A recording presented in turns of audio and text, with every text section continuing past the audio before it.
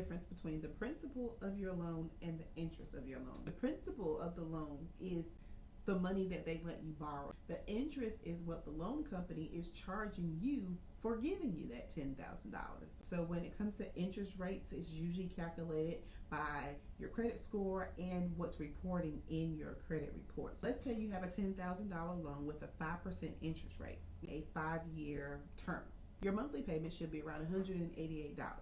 Now, if you pay an extra $50 toward the principal of that loan, then what happens is you're paying down the money that you borrowed, which in turn over time will lower your interest rate, causing you to pay that account off faster. I've done it myself, paid down loans that would have otherwise taken me 4 years to pay off in 2 years just by doing that extra payment on that principal. Try it, guys. It works. You'll be happy that you did it, and you'll do it all the time.